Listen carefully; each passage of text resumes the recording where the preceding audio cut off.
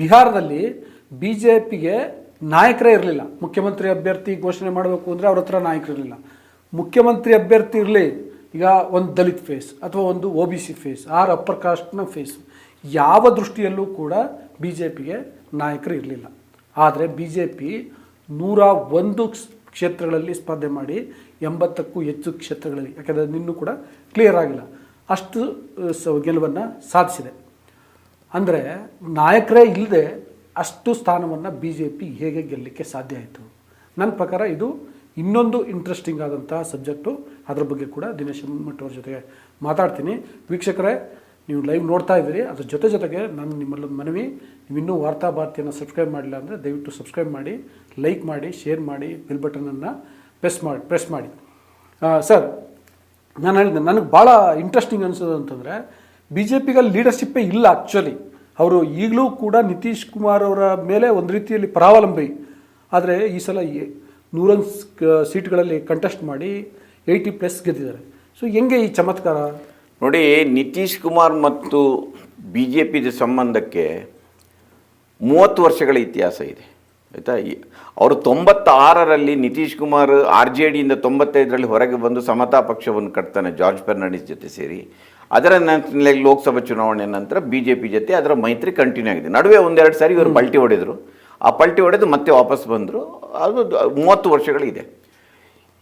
ಆದರೂ ನೋಡಿ, ಇಲ್ಲಿ ಬಿ ಜೆ ಪಿದು ಒಂದು ವೈಫಲ್ಯ ಏನಂದರೆ, ಇಷ್ಟು ದಿನಗಳಾದ ನಂತರನೂ ಅವರಿಗೆ ಒಂದು 3 ಸಂಖ್ಯೆಯಲ್ಲಿ ಅಲ್ಲಿ ಸೀಟುಗಳನ್ನು ಗಳಿಸಲಿಕ್ಕೆ ಆಗಲಿಲ್ಲ, ಆಯಿತಾ. ಒಂದು ಎರಡನೇದು, ಅಲ್ಲಿ ಅವರಿಗೆ ಹಿಂದುತ್ವದ ರಾಜಕಾರಣವನ್ನು ಮಾಡಲಿಕ್ಕೆ ಆಗಿಲ್ಲ. ಅಲ್ಲಿ 18% ಮುಸ್ಲಿಮರಿದ್ದಾರೆ, ಕಡಿಮೆ ಏನಿಲ್ಲ, 18% ಮುಸ್ಲಿಮರಿದ್ದಾರೆ, ಅವರಿಗೆ ಆಗಿಲ್ಲ.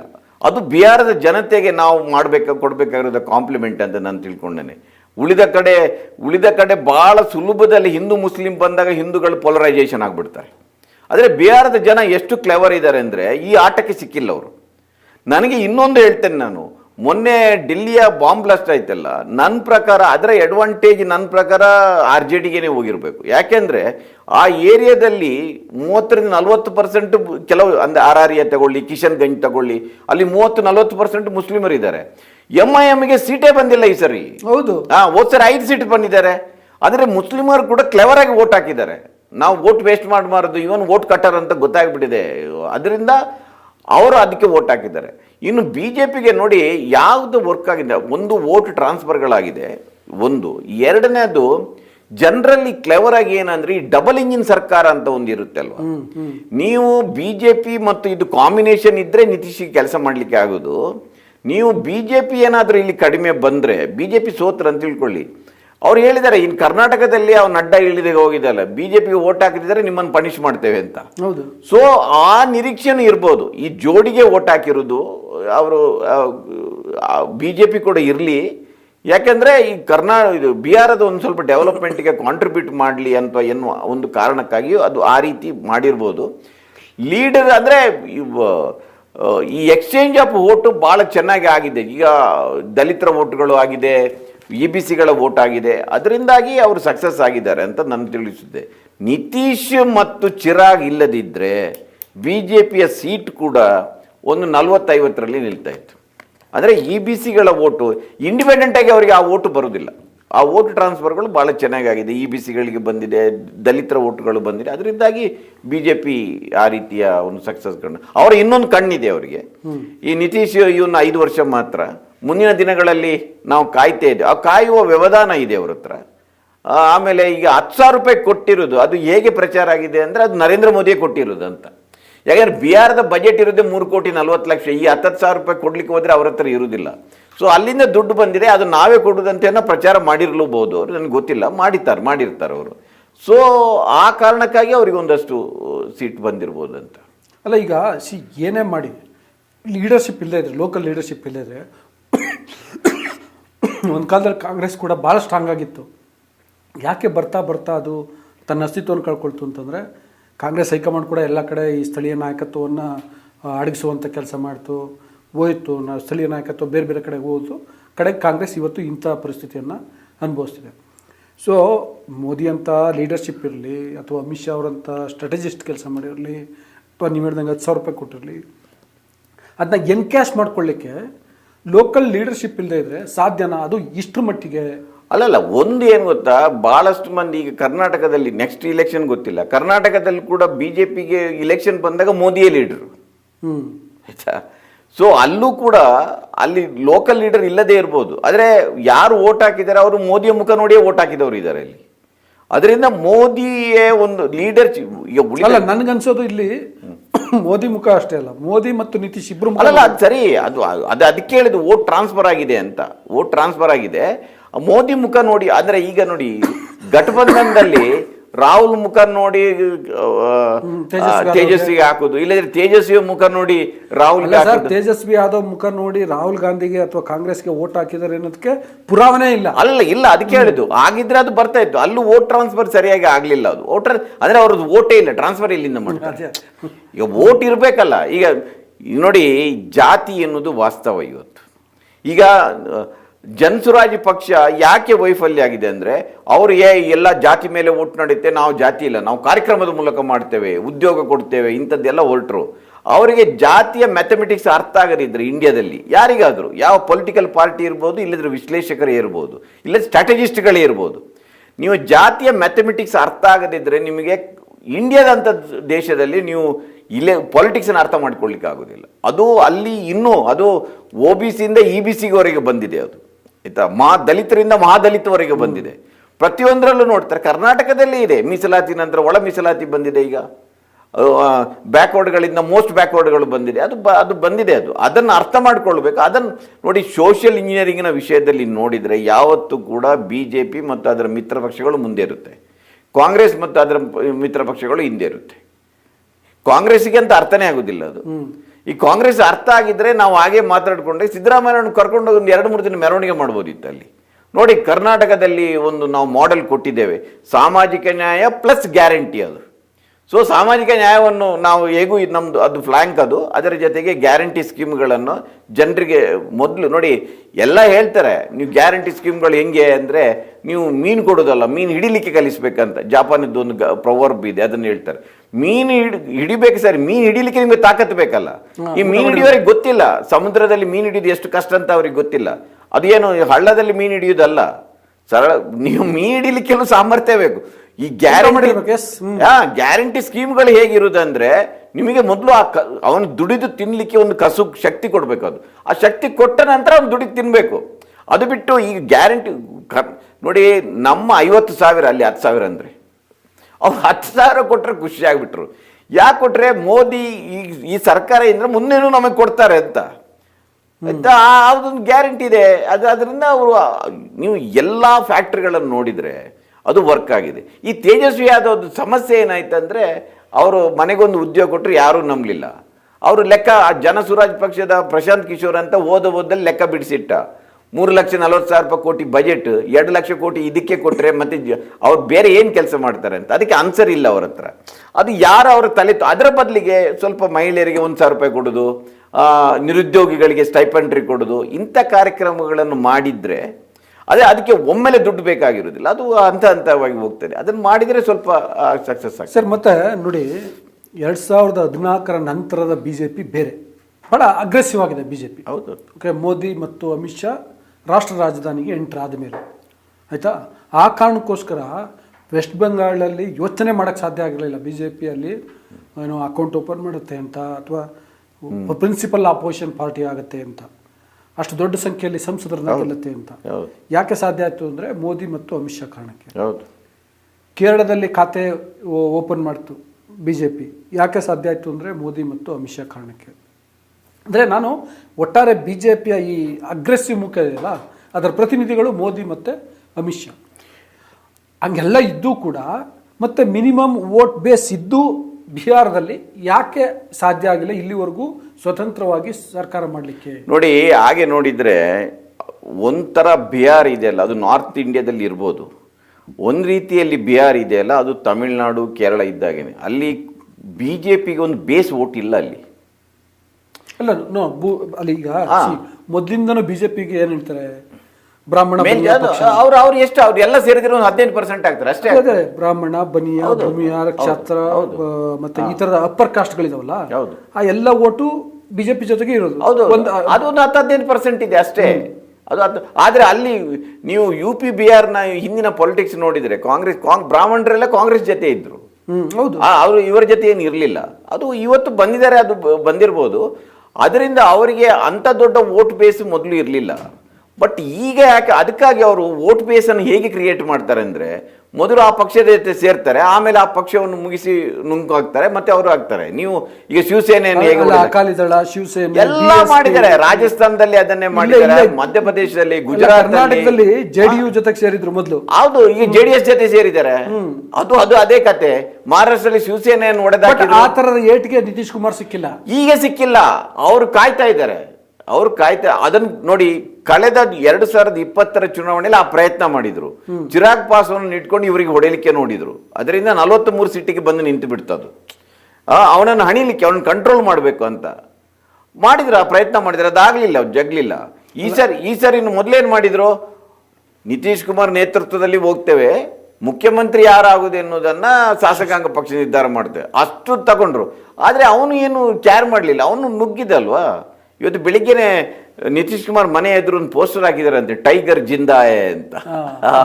ಟೈಗರ್ ಜಿಂದಾಯೆ ಅಂತ ಪೋಸ್ಟ್ ಹಾಕಿದ್ದಾರೆ ಅಂತೆ. ಟೈಗರ್ ಜಿಂದಾಯೆ ಈಗ ಈ ವಯಸ್ಸಲ್ಲಿ. ಅವನಿಗೆ ಅರಳು ಮರಳು,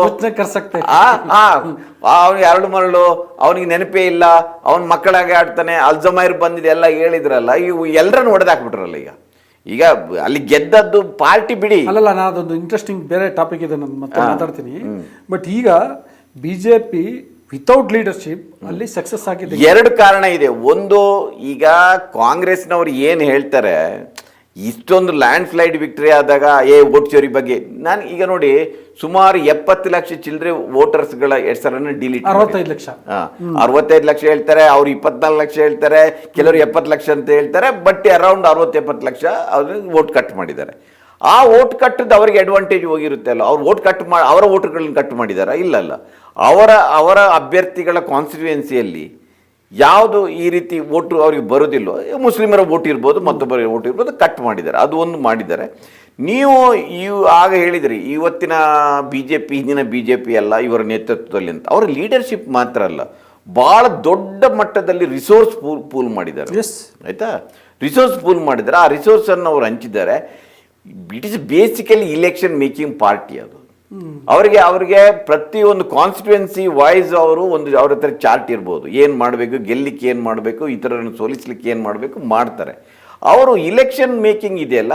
ಈಗ ನೋಡಿ, ಇವತ್ತು ಇಲೆಕ್ಷನ್ ಮುಗೀತಲ್ಲ, ಇನ್ನೂ ಅವರು ನೆಕ್ಸ್ಟ್ 5 ವರ್ಷದ ನಂತರ ಇಲೆಕ್ಷನ್ಗೆ ಅವ್ರು ಅಡ್ಮಿನಿಸ್ಟ್ರೇಷನ್ ಬಗ್ಗೆ ತಲೆ ಕೆಡಿಸ್ಕೊಳ್ಳೋದಿಲ್ಲ. ಅವ್ರು ಇಲೆಕ್ಷನ್ ಹೇಗೆ ವಿನ್ ಆಗುದಂತ ಅಷ್ಟೇ ನೋಡ್ತಾರೆ. ಮೋದಿಯ ಮಾಡೆಲೇ ಅದೇ ಅಲ್ವಾ. ನೀವು ಅಡ್ಮಿನಿಸ್ಟ್ರೇಷನ್ ವೈಸ್ ಫೇಲಿಯರ್, ಆದರೆ ಇಲೆಕ್ಷನ್ ಗೆಲ್ತಾರೆ. ಅದಕ್ಕೆ ಎಲೆಕ್ಟ್ರಲ್ ಬಾಂಡ್ ಬರುತ್ತೆ, EVM ಮಿಷಿನ್ನಲ್ಲಿ ಏನೋ ಮಾಡ್ತಾರೆ, ಕೊನೆಗೆ ಈ ಮತಪತ್ರಗಳನ್ನೇ ಈಗ ಚೋರಿ ಮಾಡಲಿಕ್ಕೆ ಹೊರಟಿದ್ದಾರೆ. ಇಂಥದ್ದು ನಡೆದಿರ್ಬೋದು. ಕಾಂಗ್ರೆಸ್ ಎಲ್ಲ ಮುಗಿದ ಮೇಲೆ ಒಂದು ಪ್ರೆಸ್ ಕಾನ್ಫರೆನ್ಸ್ ಮಾಡ್ತದೆ. ಅದಕ್ಕಿಂತ ಮೊದಲೇ ಮಾಡಬೇಕಿತ್ತು ಇದನ್ನೆಲ್ಲ. ಈಗ ಹೇಳಿ ಏನು ಉಪಯೋಗ ಇಲ್ಲ. ಮತ ಚೋರಿ ಆಗಿದೆ ಅಂತ ಹೇಳಿದೆ, ಅದನ್ನು ತಡೆಯಬೇಕಿತ್ತು ಆಗಿದ್ರೆ ಅದನ್ನು. ಮತ್ತು ಅಂಥದ್ದೊಂದು ಅವ್ರು ಸುಮ್ಮನೆ ಏನು ಇರೋದಿಲ್ಲ, ಏನೋ ಮಾಡಿದ್ದಾರೆ. ಈಗ ನಾವು ಹೇಳಿದರೆ ಗೆದ್ದವರ ಬಗ್ಗೆ ಅಸೂಯೆಯಿಂದ ಇದನ್ನು ಹೇಳ್ತಾ ಇದ್ದಾರೆ, ನೀವು ಕಾಂಗ್ರೆಸ್ ಪರವಾಗಿ ಮಾತಾಡ್ತೀರಿ ಅಂತ ಯಾರಾದರೂ ಹೇಳ್ಬೋದು. ಬಟ್ ಅವರ ಹಿಸ್ಟ್ರಿ ತೆಗೆದು ನೋಡಿದರೆ ಅವ್ರು ಎಲ್ಲೆಲ್ಲಿ ವಿಕ್ಟ್ರಿ ಆಗಿದೆ ಅದಕ್ಕೆ ಏನಾದರೂ ಒಂದು ಅಡ್ಡ ಮಾರ್ಗ ಹಿಡಿದ್ದಾರೆ. ಮೊದಲ ಇಲೆಕ್ಷನ್ ಮೋದಿಯದ್ದು ನೋಡಿ, ಮೊದಲು ಎಲೆಕ್ಟ್ರಲ್ ಬಾಂಡ್ EVM ಮಿಷನ್ ಬಂದು ಗುಜರಾತಿಂದ ನೋಡ್ಕೊಂಡು ಬಂದರು. ಇದೇ ಪ್ರಶಾಂತ್ ಕಿಶೋರ್ ಹೋಗಿ ಅವರಿಗೆ ಎಲ್ಲ ಮಾಡಿಸಿದ್ದಾರೆ. ಅದರಿಂದ BJPಗೆ ಇದೆಲ್ಲ ಫ್ಯಾಕ್ಟರ್ಗಳು ಕೆಲಸ ಮಾಡಿದೆ. ಉಳಿದವರು ವೋಟ್ ಹಾಕಿದ್ದಾರೆ, ಅವರಿಗೆ ದುಡ್ಡು ಚೆನ್ನಾಗಿ ಚೆಲ್ಲಿದ್ದಾರೆ ಅವರು. ಮತ್ತೆ ಸರ್, ಈಗ ಇದೇ ಪ್ರಶ್ನೆ ಅಂದರೆ BJPಗೆ ಲೀಡರ್ಶಿಪ್ ಇಲ್ಲ ಅಂದ್ರೂ ಗೆದ್ದರು. ಕಾಂಗ್ರೆಸ್ ಕತೆ ಏನು? ಕಾಂಗ್ರೆಸ್ದು ಭಾಳ ದುರ್ಗತಿ. ಗತಿ ಅಂದರೆ ಕಾಂಗ್ರೆಸ್ ಈಗಿನ ಅಪ್ಡೇಟ್ ಪ್ರಕಾರ ಕೇವಲ 4 ಸ್ಥಾನಗಳಲ್ಲಿ ಮುನ್ನಡೆ. ಅದು ಏನು ರಿಸಲ್ಟ್ ಅನೌನ್ಸ್ ಆಗಿಲ್ಲ. ಹಿಂಗಿದೆ 19 ಸೀಟ್ ಹೋದ ಸರಿ ಅವರಿಗೆ ಬಂದಿತ್ತು. ಈ ಸರಿ ಈ ಮಟ್ಟಕ್ಕೆ ಬಂದು ನಿಂತಿದ್ದಾರೆ. ಅವರು ನೋಡಿ, ಅವರು ಬಹುಶಃ 1990ರಲ್ಲಿ 71 ಸೀಟು ಬಂದಿತ್ತು ಅವರಿಗೆ. ಅದರ ನಂತರ 95ರಲ್ಲಿ 29 ಬಂತು, 2000ರಲ್ಲಿ 23 ಬಂತು, 2005ರಲ್ಲಿ ಬರೀ 10 ಬಂತು, 2005ರಲ್ಲಿ 10 ಬಂತು, 2010ರಲ್ಲಿ 4 ಬಂತು ಅವರಿಗೆ. ಈಗ 2010ರ ರಿಸಲ್ಟ್ ಇದೆಲ್ಲ ರಿಸಲ್ಟ್ ನೋಡಿದರೆ, ಆ 2010ರಲ್ಲಿ BJPಗೆ ಹೆಚ್ಚು ಕಡಿಮೆ 100 ಕ್ರಾಸ್ ಮಾಡಿತ್ತದು. ಇವರಿಗೆ 84 ಏನೋ ಬಂದಿತ್ತು JDUಗೆ, ಅದು ಕೂಡ 200 ಕ್ರಾಸ್ ಮಾಡಿದ ಮೆಜಾರಿಟಿ ಇತ್ತು ಅವರಿಗೆ. ಈಗ ಮತ್ತೆ 2020 ಹೋದ ಸರಿ 19 ಸೀಟ್ ಬಂದಿದೆ, 9.48 ಅವರಿಗೆ ಪರ್ಸೆಂಟೇಜ್ ವೋಟ್ ಇದೆ, ಹೆಚ್ಚು ಕಡಿಮೆ 10% ವೋಟ್ ಇತ್ತು. ಅದರಿಂದ ಈಗ ಅವ್ರಿಗೆ ಪರ್ಸೆಂಟೇಜ್ ಎಷ್ಟು ಅಂತ ಗೊತ್ತಿಲ್ಲ ನನಗೆ ಇವತ್ತು ಕೂಡ. ಆಮೇಲೆ ಇದೊಂದು ಇಂಟ್ರೆಸ್ಟಿಂಗ್ ಏನಂದರೆ, ಈ ಸರಿ ಹೋದ ಸರಿ ಬರೀ 3.5%ಗೆ ಲೆಫ್ಟ್ ಪಾರ್ಟಿಗಳು 12 ಸೀಟ್ ತಗೊಂಡಿತ್ತು. ಹೌದು, ಬಹಳ 12 ಸೀಟ್ ಕಡಿಮೆ ಮತ. ಅಂದರೆ ವೋಟ್ ಅದು ಆ ರೀತಿ ಯಾಕೆ ಬರುತ್ತೆ ಅಂದರೆ, ವೋಟರ್ಸ್ಗಳ ಡೆನ್ಸಿಟಿ ಎಲ್ಲಿರುತ್ತೆ ಅಲ್ಲಿ ಇದ್ದಾಗ ಬಂದು ಬರುತ್ತೆ. ಅವರ ಒಂದು ಪಾಕೆಟಲ್ಲಿ ಅವ್ರದ್ದು ವೋಟ್ ಇತ್ತು, ಅದರಿಂದ ಬಂದಿದೆ. ಕಾಂಗ್ರೆಸ್ನ ಭವಿಷ್ಯ ಬರಬೇಕಾದ್ರೆ ನೋಡಿ, ಇಡೀ ದೇಶದಲ್ಲಿ ಯಾವುದೇ ಪಕ್ಷ ಇವತ್ತು ಸಕ್ಸಸ್ ಆಗಿದ್ದರೆ ನೀವು ಲೋಕಲ್ ಲೀಡರ್ಗಳನ್ನು ಬೆಳೆಸಿದರೆ ಮಾತ್ರ ಸಕ್ಸಸ್ ಆಗುತ್ತೆ. ನೀವು ರೀಜನಲ್ ಪಾರ್ಟಿಗಳು ಇರೋದ ಕಾರಣಕ್ಕಾಗಿ ಕರ್ನಾಟಕದಲ್ಲಿ ನೀವು ಏನು ಕಾಂಗ್ರೆಸ್ಸಿನ ಸಿದ್ಧಾಂತ ನೋಡ್ಕೊಂಡಲ್ಲ, ಇಲ್ಲಿ ಸ್ಟ್ರಾಂಗ್ ಆದ ಲೋಕಲ್ ಲೀಡರ್ಸ್ ಇದ್ದಾರೆ. ಎಲ್ಲ ಈಗ ಇಲ್ಲಿಂದಲೇ ಒಬ್ಬರು ACCಗೆ ಹೋಗಿದ್ದಾರೆ, ಸ್ಟ್ರಾಂಗ್ ಲೀಡರ್ ಕಾರಣಕ್ಕಾಗಿ ಹೋಗಿದ್ದಾರಲ್ಲ. ಇನ್ನೊಬ್ಬ OBC ಲೀಡರ್ ಇಲ್ಲಿ ಮುಖ್ಯಮಂತ್ರಿ ಆಗಿದ್ದಾರೆ. ಒಂದು ಅಹಿಂದ ಚಳವಳಿಯ ಒಂದು ಹಿನ್ನೆಲೆ ಬಗ್ಗೆ ಡಿಸ್ಕಷನ್ ಆಗ್ತಾ ಇದೆ. ಅದರಿಂದ ಎಲ್ಲೆಲ್ಲಿ ಸ್ಟ್ರಾಂಗ್ ಲೀಡರ್ ನೋಡಿ, BJPಯಲ್ಲಿ ಕೂಡ ಈ ನರೇಂದ್ರ ಮೋದಿ ಕಾಲದಲ್ಲಿ ಒಂದೇ ಒಬ್ಬ ಲೀಡರ್ಗಳನ್ನು ಬೆಳೆಸಿಲ್ಲ ಅವರು. Not A single leader. ಆಯ್ತಾ, ಮುಗಿಸಿದ್ದವರು ಎಲ್ಲರನ್ನು ಮುಗಿಸಿದ್ದು. ಇವತ್ತು ಯಾರಾದರೂ BJP ಲೀಡರ್ಸ್ಗಳಿದ್ದರೆ ಅದು ವಾಜಪೇಯಿ ಬೆಳೆಸಿದ ಲೀಡರ್. ವಸುಂಧರಾ ರಾಜೆ ನೋಡಿ, ಶಿವರಾಜ್ ಸಿಂಗ್ ಚೌಹಾಣ್ ನೋಡಿ, BS ಯಡಿಯೂರಪ್ಪ ನೋಡಿ, ನೀವು ಎಲ್ಲರೂ ಅವರು ಬೆಳೆಸಿದ ಲೀಡರ್ಗಳು. ಇವರು ಮೋದಿಗೆ ಇಷ್ಟೊಂದು ಇನ್ಸೆಕ್ಯೂರಿಟಿ ಅಂದರೆ, ಅವ್ರು ಏನಾದರೂ ಬೆಳೆದು ಬಿಟ್ಟರೆ ಅವರ ಅದೃಷ್ಟನ ಮತ್ತೊಂದು ಗೊತ್ತಿಲ್ಲ. ಸ್ಟ್ರಾಂಗ್ ಲೀಡರ್ಗಳೆಲ್ಲ ಅವರು ಪ್ರಾಣವನ್ನೇ ಬಿಟ್ಟರು, ಪಾಪ ಎಲ್ಲ ಸತ್ತು ಹೋಗ್ಬಿಟ್ರು. ಈ ಸುಷ್ಮಾ ಸ್ವರಾಜ್ ಇರಲಿ, ಅರುಣ್ ಜೇಟ್ಲಿ ಇರಲಿ, ಅನಂತ್ ಕುಮಾರ್ ಇರಲಿ, ಅವರೆಲ್ಲ ಹೋಗೇ ಬಿಟ್ರು. ಇವರು ಬೆಳೆಸಿದ ಲೀಡರ್ಗಳೇ ಇಲ್ಲ. ಶಿವರಾಜ್ ಸಿಂಗ್ ಚೌಹಾಣ್ ಮಧ್ಯಪ್ರದೇಶನ ಶಿಫ್ಟ್ ಮಾಡಿಬಿಟ್ರು. ಇವತ್ತು ಕಾಂಗ್ರೆಸ್ನಲ್ಲಿ ಕೂಡ ನೀವು ಹೇಳಪ್ಪ, ಇಷ್ಟು ವರ್ಷ ರಾಜಕೀಯ ಮಾಡಿದೆ ಬಿಹಾರದಲ್ಲಿ, ನೀವು ಆ ಜಾತಿ ಈ ಜಾತಿಯನ್ನು ಬೇಡ, ಕಾಂಗ್ರೆಸ್ಸಿನ ಒಬ್ಬ ಲೀಡರ್ ಯಾರು? ಈಗ ಯಾರು ಇಲ್ಲ. ಇಲ್ಲಿ ಕಾಂಗ್ರೆಸ್ ಲೀಡರ್ ಯಾರು ಇಲ್ಲ. ಮೊನ್ನೆ ಟಿಕೆಟ್ ಕೊಡುವಾಗ ಅವರು ಟಿಕೆಟ್ ಮಾರ್ಕೊಂಡರೆ, ಅವನು ಡೆಲ್ಲಿಯಿಂದ ಬಂದವರ ಹೆಸರು ಏನೋ ಒಂದಿದೆ, ಅವರ ಮೇಲೆ ಸಿಕ್ಕಾಪಟ್ಟೆ ಆರೋಪ ಬಂತು. ಗೆಹ್ಲೋಟನ್ನು ಕಳಿಸ್ಬೇಕಾಯ್ತು ಅಲ್ಲಿಗೆ. ಅಲ್ಲಿಯ ಲೋಕಲ್ ಲೀಡರ್ ಈಗ ನೋಡಿ, ಇಷ್ಟು ದಿನ ನೋಡಿದ್ದಾರೆ. ರಾಹುಲ್ ಗಾಂಧಿ ಬಹಿರಂಗವಾಗಿ ಒಪ್ಕೊಂಡೆ, ನಾವು ಇಲ್ಲಿಯವರೆಗೆ OBC ಸಮುದಾಯವನ್ನು ನೆಗ್ಲೆಕ್ಟ್ ಮಾಡಿದ್ದೇವೆ, ಇನ್ನು ಮುಂದೆ ನಾವು ಇವರು ಪ್ರತಿ ಸರಿ ನೋಡಿ ಬಜೆಟ್ ಮಂಡಿಸಿದ್ರಲ್ಲಿ ಎಷ್ಟು ಮಂದಿ OBCಗಳಿದ್ದಾರೆ ಅಂತ ಸುಮ್ಮನೆ ಪ್ರೆಸ್ ಕಾನ್ಫರೆನ್ಸ್ ಮಾಡೋದಲ್ಲ, ಮೀಡಿಯಾದವರನ್ನು ಕೇಳಿಕೊಂಡು ನಿಮ್ಮಲ್ಲಿ ಎಷ್ಟು ಮಂದಿ OBCಗಳಿದ್ದಾರೆ, ಇಷ್ಟು ಮಂದಿ ದಲಿತರಿದ್ದಾರೆ ಕೇಳೋದಲ್ಲ, ನಿಮ್ಮ ಪಾರ್ಟಿಯಲ್ಲಿ ಎಷ್ಟು ಮಂದಿ ಇದ್ದಾರೆ ನೀವು ಅದನ್ನೇ ಹೇಳ್ಬೇಕಲ್ಲ. ನೀವು ಮೀಡಿಯಾದಲ್ಲಿ ಎಷ್ಟು ಮಂದಿ ಎಷ್ಟು ಮಂದಿ ಇದ್ದಾರೆ ಮತ್ತು ಯಾವ ಈಗ ನೀವೊಂದು ಶೋಕೇಸ್ ಮಾಡಲಿಕ್ಕೆ ಒಬ್ಬ ದಲಿತನನ್ನ ACC ಪ್ರೆಸಿಡೆಂಟ್ ಮಾಡಿದಿರಿ, ಆದರೆ ನಿಮ್ಮಲ್ಲಿ ಎಷ್ಟು ಮಂದಿಯನ್ನು ಬೆಳೆಸಿರಿ? ಇಷ್ಟು ವರ್ಷ ಆ ಒಂದು ಬಿಹಾರದಲ್ಲಿ ನಿಮ್ಮ ಪಕ್ಷ ಒಂದು ರಾಷ್ಟ್ರೀಯ ಪಕ್ಷ, ನಿಮ್ಮವನೊಬ್ಬ ಒಬ್ಬ OBC ಲೀಡರ್ ಇಲ್ಲ, ಅಲ್ಲಿ ಒಬ್ಬ ದಲಿತ ಲೀಡರ್ ಇಲ್ಲ, ಒಬ್ಬ ಮುಸ್ಲಿಂ ಲೀಡರ್ ಇಲ್ಲ. ಯಾಕಿಲ್ಲ ನಿಮಗೆ? If you are really serious, ನೀವು ಮೊದಲು ಆ ಕೆಲಸವನ್ನು ಮಾಡಬೇಕಿತ್ತಲ್ಲ. ನೀವು ಹೊರಗಡೆಯಿಂದ ಬಂದು ಒಂದು ಯಾತ್ರೆ ಮಾಡಿ ಜನ ಸೇರಿಸಿದ್ರೆ ಅದು ಆಗುದಿಲ್ಲ. ಎಲ್ಲ ಕಡೆ ರಾಹುಲ್ ಗಾಂಧಿ ಹೋಗ್ಲಿಕ್ಕೆ ಆಗುದಿಲ್ಲ ಅದು. ಆಮೇಲೆ ರಾಹುಲ್ ಗಾಂಧಿ ಕೂಡ ಈ ಕ್ಯಾಂಪೇನ್ನಲ್ಲಿ ಭಾಳ ಹಾರ್ಟ್ಫುಲ್ ಆಗಿ ಅದು ಇನ್ವಾಲ್ವ್ ಆಗಿಲ್ಲ. ಮೊದಲ ಒಂದಷ್ಟು ಕ್ಯಾಂಪೇನ್ ಮಾಡಿದರು, ಆಮೇಲೆ ಅಬ್ಸೆಂಟ್ ಆದರು, ಆಮೇಲೆ ಹೋಗ್ಬಿಟ್ರು. ಅವ್ರ ಟಿಕೆಟ್ ಡಿಸ್ಟ್ರಿಬ್ಯೂಷನ್ ಬಗ್ಗೆ ಒಂದು ಅಸಮಾಧಾನ ಕೊನೆವರೆಗೂ ಇತ್ತು. ಅದರಿಂದ ತೇಜಸ್ವಿ ಯಾದವ್ಗೆ ಫುಲ್ ಸಪೋರ್ಟ್ ಮಾಡಿ ಅವರನ್ನು ಎತ್ಕೊಂಡು ಹೋಗ್ಬೇಕಿತ್ತು. ಇಲ್ಲದಿದ್ದರೆ ಇವರ ಬೇಸನ್ನು ಒಂದು ಗಟ್ಟಿ ನೋಡಿ, ದಲಿತರದ್ದು ಒಂದು ಕಾನ್ಸ್ಟಿಟ್ಯೂಯೆನ್ಸಿಯನ್ನು ಇವರು ಸ್ವಲ್ಪ ಟಚ್ ಮಾಡ್ಬೋದಿತ್ತು. ಅದನ್ನು ಮಾಡಲಿಕ್ಕೆ ಆಗಿಲ್ಲ, ಅದನ್ನು ಚಿರಾಗಿ ಎತ್ಕೊಂಡು ಹೋಗಿದ್ದಾನೆ. ಇವರ ಹತ್ರ ಕಾಂಗ್ರೆಸ್ನಲ್ಲಿ ಆ ಜೀಲೆ ಕಾಣ್ತಾ ಇಲ್ಲಪ್ಪ ನನಗೆ ಅಂತೂ. ಲೋಕಲ್ ಲೀಡರ್ಗಳನ್ನು ಬೆಳೆಸೋದ್ರಲ್ಲಿ ಭಾಳ ಹಿಂದೆ ಇದ್ದಾರೆ ಅವರು, ಎಲ್ಲೂ ಇಲ್ಲ. ಎಲ್ಲೆಲ್ಲಿ ಸ್ಟ್ರಾಂಗ್ ಲೀಡರ್ಸ್ ಇದ್ದಾರೆ, ಈಗ ರೇವಂತ್ ರೆಡ್ಡಿ ಸ್ಟ್ರಾಂಗ್ ಲೀಡರ್, ತೆಲಂಗಾಣ ಬಂತು. ಸಿದ್ದರಾಮಯ್ಯ ಸ್ಟ್ರಾಂಗ್ ಲೀಡರ್, ಕರ್ನಾಟಕ ಬಂತು. ಅಂಥದ್ದೊಬ್ಬ ಲೀಡರ್ ಬಿಹಾರದಲ್ಲಿದ್ದರೆ ಇವರಿಗೆ ಒಂದು 50 ಸೀಟ್ ಬರ್ತಾ ಇರಲಿಲ್ಲ.